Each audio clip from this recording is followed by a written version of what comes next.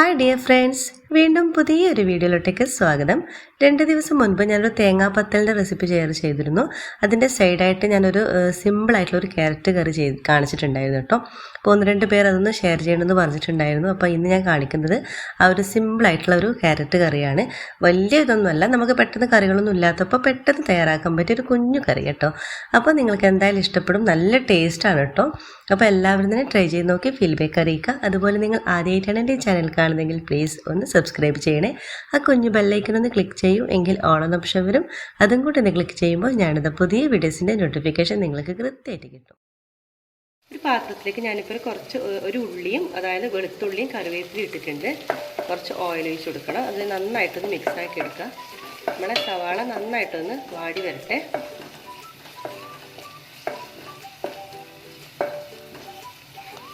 സവാള ഒന്ന് നന്നായിട്ട് വാടി വന്നിട്ടുണ്ട്. അതിലോട്ടേക്ക് ഒരു തക്കാളി ചെറുതായിട്ട് അരിഞ്ഞതും ഒരു പച്ചമുളകും കൂടി ചേർത്ത് കൊടുക്കാം. ഇത് നന്നായിട്ടൊന്ന് മിക്സാക്കിയ ശേഷം നമുക്കൊന്ന് അടച്ചു വെക്കാം ഒരു 5 മിനിറ്റോളം. അതായത് നമ്മുടെ തക്കാളി ഒന്ന് നന്നായിട്ടൊന്ന് ഉടഞ്ഞു കിട്ടണം. അതുവരെ നമുക്കൊന്ന് വെയിറ്റ് ചെയ്യാം. നമുക്ക് തുറന്ന് നോക്കാം. നമ്മുടെ തക്കാളിക്ക് നന്നായിട്ട് ഇവിടെ ഉടഞ്ഞു വന്നിട്ടുണ്ട്. ഇതുപോലെ കഴുകിയിട്ടൊന്ന് നന്നായിട്ടൊന്ന് ഉടച്ചു കൊടുക്കാം. ഇനി ഇതിലോട്ടേക്ക് നമുക്ക് 1 ടീസ്പൂൺ മുളക് പൊടി ചേർത്ത് കൊടുക്കാം.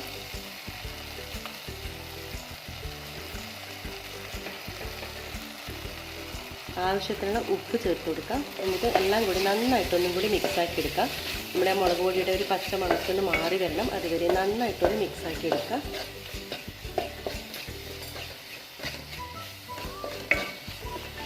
ഇനി ഇതിലേക്ക് ചേർത്ത് കൊടുക്കുന്നത് 2 മീഡിയം സൈസിലെ ക്യാരറ്റാണ്. ഞാൻ ചെറുതായിട്ട് അരിഞ്ഞതാണ്. അതും കൂടി ഇതിൻ്റെ കൂടെ ആഡ് ചെയ്ത് കൊടുക്കാം.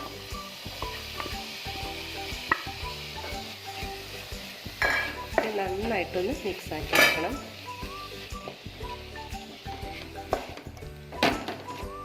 കൂടെ നമുക്ക് 1 കപ്പ് വെള്ളം കൂടി ചേർത്ത് കൊടുക്കാം. എന്നിട്ട് നന്നായിട്ടൊന്ന് മിക്സാക്കി എടുക്കാം.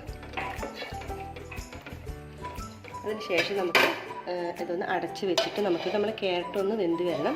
അപ്പോൾ ഒരു 10 മിനിറ്റ് നമുക്കിതൊന്ന് നല്ല ഹൈ ഫ്ലെയിമിലിട്ട് നമുക്കൊന്ന് ഇത് ക്യാരറ്റ് വേകുന്നവരെ വെയിറ്റ് ചെയ്യാം.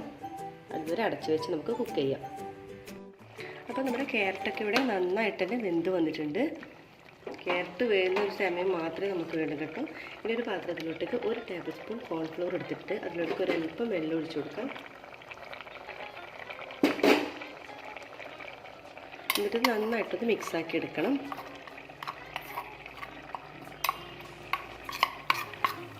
കട്ടകളൊന്നും ഇല്ലാതെ നന്നായിട്ടൊന്ന് മിക്സാക്കി എടുക്കാം.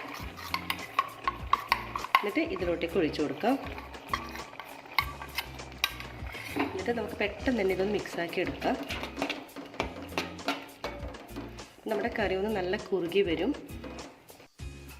നമ്മുടെ കറി നന്നായിട്ട് തന്നെ തിളച്ച് വന്നിട്ടുണ്ട്. ഇനി ഇതിലോട്ടേക്ക് നമുക്ക് കടുവിട്ടൊന്ന് താളിച്ചൊഴിക്കാം. അപ്പോൾ നമ്മൾ ഇതിലേക്ക് കടുവൊന്ന് താളിച്ചൊഴിച്ചിട്ടുണ്ട് കേട്ടോ. അപ്പോൾ സിമ്പിളല്ലേ. അപ്പോൾ നിങ്ങൾക്ക് എല്ലാവർക്കും ഇത് ഇഷ്ടമാവും. ബ്രേക്ക്ഫാസ്റ്റിനും ഡിന്നറിനും ഒക്കെ ഈസി ആയിട്ട് നമുക്ക് തയ്യാറാക്കാൻ പറ്റുന്ന ഒരു സൈഡ് ഡിഷാണ് കേട്ടോ ഇത്. അപ്പോൾ എല്ലാവരും തന്നെ ട്രൈ ചെയ്ത് നോക്കി ഫീഡ്ബാക്ക് അറിയിക്കുക. ഫ്രണ്ട്സും ഫാമിലിയായിട്ടും ഒന്ന് ഷെയർ ചെയ്യുക. സബ്സ്ക്രൈബ് ചെയ്യാതെ കാണുന്നവരാണെങ്കിൽ ദയവായി ഒന്ന് സബ്സ്ക്രൈബ് ചെയ്യണേ. ഇൻഷാ അല്ലാഹ് വീണ്ടും മറ്റൊരു നല്ലൊരു വീഡിയോയോട് വീണ്ടും കാണാം. അതുവരെയും എല്ലാവർക്കും ഒരിക്കൽ കൂടി താങ്ക് യു.